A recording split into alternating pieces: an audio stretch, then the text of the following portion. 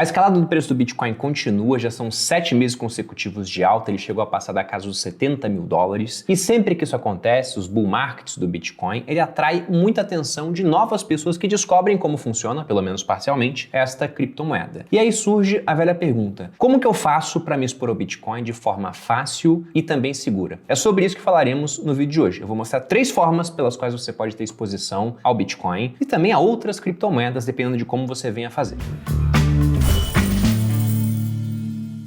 E aí pessoal do Você Mais Rico, quem fala aqui é Bruno Perini, criador do canal, e antes de entrar no assunto do vídeo eu quero lembrá-los do seguinte: no dia 15/4, ou seja, daqui a mais ou menos 2 semanas, nós teremos uma aula chamada Ascensão das Criptomoedas com Felipe Santana da Paradigm Education, a primeira research 100% focada em criptomoedas do Brasil, para falar sobre essa grande multiplicação que nós já estamos vendo e deveremos ver ainda com mais força após o halving do Bitcoin. Além disso, você vai ver que dá para ganhar dinheiro com cripto até sem ter que investir o dinheiro comprando os tokens, através de airdrops, aprendendo a realmente usar o ecossistema. Para quem quiser participar dessa aula, que é gratuita, fica o convite, basta se inscrever no link que está aqui na descrição do vídeo ou usar o QR Code que está na tela. Lembrando que após a aula, nós abriremos inscrições para o Viver de Renda Cripto Turma 5. Inclusive, há benefícios para quem assistir essa aula, um preço melhor ali no primeiro momento. Ou seja, não perca a aula, ela vai ser muito interessante. E se você quer aprender mais sobre o mundo cripto, e aí quando eu digo aprender mais, é realmente virar um conhecedor disso, a ponto de usar as funcionalidades, não ser um mero comprador de tokens, fica o convite também para fazer parte do Viver de Renda Cripto e conhecer mais sobre essa classe de ativos, já são mais de 2,4 milhões de criptomoedas, que será responsável por grandes lucros no futuro, mas também para os incautos por alguns dos maiores prejuízos, potencialmente até de 100% do capital investido. Por isso é importante saber separar o joio do trigo. Agora entrando no assunto do vídeo, sobre o Bitcoin, mais um mês de subida, em março ele subiu 16,81%, como eu disse na introdução, foram 7 meses, fora março com 16,81%, em fevereiro subiu 43,55%, em janeiro ficou quase parado, 0,62%, em dezembro do ano passado 12,18%, em novembro 8,81%, em outubro 28,52% e em setembro 3,91%. De modo que há 7 meses o Bitcoin não fecha com um preço menor do que ele iniciou o mês. E todo esse movimento de alta, principalmente esse movimento mais forte que nós vimos agora em 2024, ele foi muito impulsionado por conta dos ETFs de Bitcoin Spot que foram lançados no mercado americano em janeiro. E logo que os ETFs foram lançados, teve um pessoal que falou que, poxa, o ETF não provocou o hype que era esperado, mas depois os preços começaram a decolar e os volumes de compra dos ETFs foram muito significativos. Aqui nesse gráfico nós vemos os 11 ETFs lançados nos Estados Unidos, ETFs spot, ou seja, que estão comprando realmente Bitcoin, e vale destacar que apenas o maior deles, que é o IBIT, da BlackRock, já está com 17,8 bilhões sob gestão no momento que eu gravo esse vídeo. E ele levou apenas 2 meses para chegar a 10 bi sob gestão, isso que ele estava competindo com os outros 10 ETFs, alguns ali com volumes também muito relevantes. Para efeito de comparação, quando foi lançado o primeiro ETF de ouro, o GLD, sem competição de outros ETFs, era o único no mercado, para atingir 10 bi, ele levou 2 anos. Tudo bem que a gente está falando de um período anterior, tem toda a inflação ao longo desse tempo, mas isso não deixa de ser uma marca muito significativa para o Bitcoin.